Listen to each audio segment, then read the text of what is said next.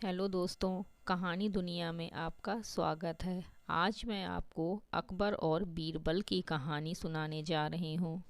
अकबर और बीरबल की बहुचर्चित कहानियाँ और किस्से देश ही नहीं विदेशों में भी बहुत प्रचलित हैं। अकबर और बीरबल की हर एक कहानी बड़ी ही दिलचस्प होती है और हर कहानी एक सबक, एक बेहतरीन पाठ हमें सिखाती है। आज की ये कहानी भी जितनी मज़ेदार है उतना ही कीमती पाठ भी हमें सिखाती है।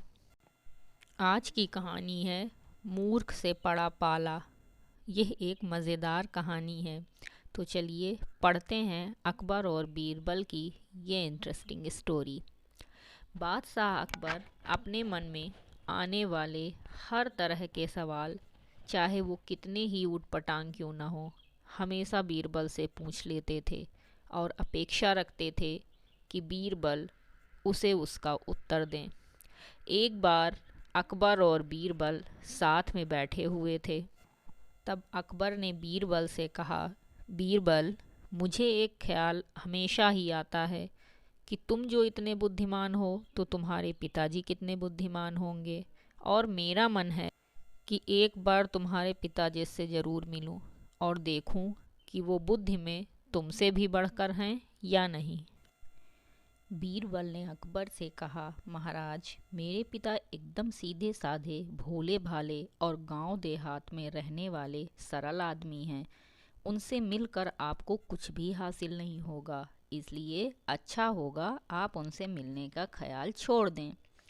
अकबर को लगा बीरबल शायद इसलिए अपने पिता से मिलवाना नहीं चाहता क्योंकि हो सकता है उसके पिता उससे भी ज़्यादा बुद्धिशाली हों, और अपने से ज़्यादा बुद्धिशाली व्यक्ति को मेरे सामने लाकर वो अपना महत्व कम नहीं करना चाहता। अकबर ने बीरबल की एक ना सुनी और उसे हुक्म दिया कि अगर 8 दिनों में उसने अपने पिता से उन्हें नहीं मिलवाया तो परिणाम अच्छा नहीं होगा। बीरबल के पास और कोई चारा नहीं था, तो बीरबल ने गांव से अपने पिता को संदेश भिजवाकर बुलवा लिया। बीरबल अब सच में दुविधा में था क्योंकि उसके पिता सच में बहुत सरल और भोले भाले आदमी थे।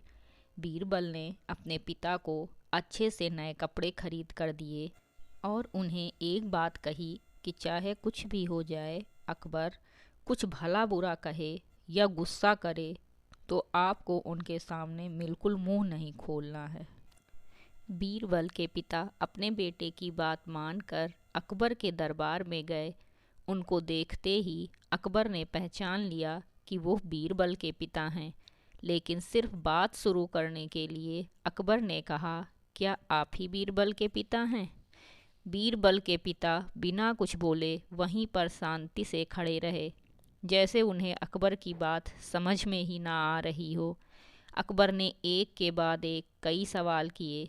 आपके गांव का नाम क्या है? गांव के सभी लोग कैसे हैं? इस साल बारिश हुई या नहीं? और फसल कैसी है?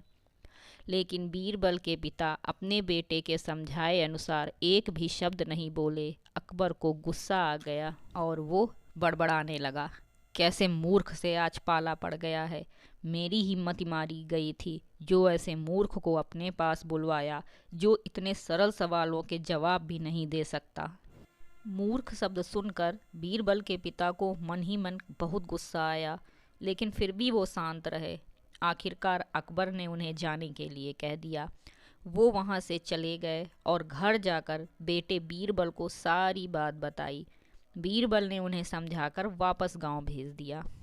2 दिन के बाद अकबर बीरबल से मिला तो अकबर बीरबल से पूछने लगा, बीरबल, एक बात बताओ, जब हमारा पाला किसी मूर्ख से पड़ जाए तो उस स्थिति में हमें क्या करना चाहिए और उससे कैसे निपटना चाहिए? बीरबल इसी मौके की तलाश में था। बीरबल ने तुरंत अकबर को जवाब दिया, महाराज, जब भी हमारा पाला किसी मूर्ख से पड़ जाए तो उस स्थिति में सबसे बेहतर जो हम कर सकते हैं वो है चुप रहना, ठीक उसी तरह जिस तरह मेरे पिताजी आपके सामने चुप थे। यह सुनकर अकबर का मुंह देखने लायक था, क्योंकि बीरबल ने न सिर्फ अपने पिता का बदला ले लिया था, बल्कि ये भी साबित कर दिया था कि सच में अगर कोई मूर्ख है तो वो अकबर है, ना कि उसके पिताजी। दोस्तों, अगर आपको हमारी कहानी अच्छी लगी हो तो वीडियो को लाइक करिएगा, शेयर करिएगा और हमारे चैनल को सब्सक्राइब करिएगा। साथ ही बेल आइकन को प्रेस करिएगा ताकि आने वाली वीडियो की नोटिफिकेशंस आपको मिलती रहें। धन्यवाद।